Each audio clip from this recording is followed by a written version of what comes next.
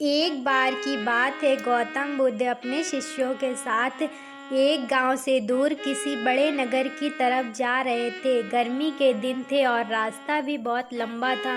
गौतम बुद्ध अपने शिष्यों के साथ बहुत देर से चल रहे थे, जिस वजह से उन्हें बहुत प्यास लगी थी।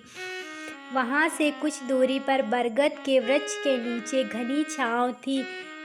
सभी लोग उस वृक्ष के पास पहुंच जाते हैं। महात्मा बुद्ध अपने शिष्यों के साथ वृक्ष के नीचे घनी छाया में विश्राम करने लगते हैं। बहुत देर से चलने की वजह से सभी का प्यास से गला सूख रहा था। यह बात बुद्ध जानते थे।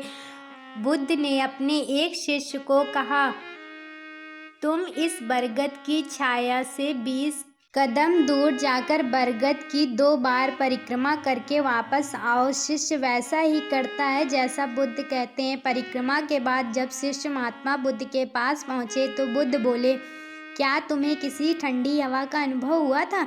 शिष्य बोला, हाँ बुद्ध, उत्तर दिशा की तरफ मुझे ठंडी हवा का अनुभव हुआ था। शिष्य की यह बात सुनकर बुद्ध शिष्य से बोले, तुम फिर से उस उत्तर दिशा की ओर जाओ, वहाँ तुम्हें अवश्य कोई तालाब मिलेगा। उस तालाब से सबके लिए पानी लेकर आओ। शिष्य उसी दिशा में कुछ दूर पर जाता है तो उसे सच में तालाब मिलता है। तालाब को देखकर शिष्य बहुत प्रसन्न होता है और तालाब के निकट जाकर जैसे ही पानी भरने वाला होता है, तभी शिष्य की नज़र तालाब में कपड़े धो रहे कुछ स्त्रियों पर पड़ती है। शिष्य मन में सोचते हैं कि पानी तो गंदा हो गया, लेकिन जब शिष्य तालाब को ध्यान से देखते हैं, अभी भी तालाब का कुछ पानी साफ है। इतने में 2 बैलगाड़ी जोर से तालाब के किनारे से निकलती हैं। बैलगाड़ी के पहिए तालाब की मिट्टी के ऊपर इतनी जोर से निकलती हैं कि तालाब के नीचे बैठी बहुत सी मिट्टी पानी के ऊपर आ जाती है, जिस वजह से पानी गंदा हो जाता है।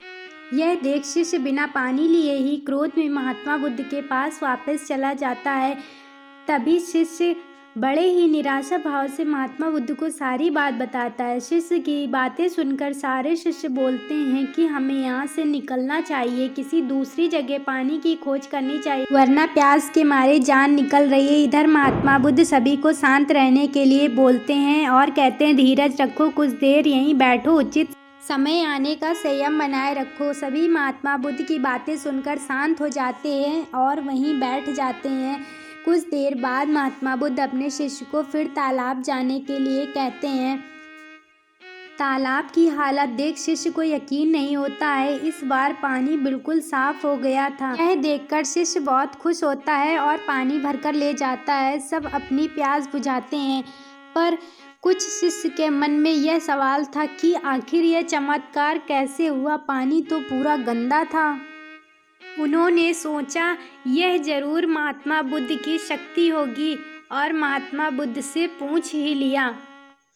इसका जवाब देते हुए बुद्ध ने कहा, यह कोई चमत्कार नहीं है, आपके सब्र का फल है और उचित समय के इंतजार का। जितनी देर आपने सब्र किया, उतनी देर में तालाब के गंदे तत्व और मिट्टी नीचे बैठ गए। गौतम बुद्ध ने कहा, व्यक्ति को मुश्किल के समय ऐसे ही संयम बनाकर रखना चाहिए।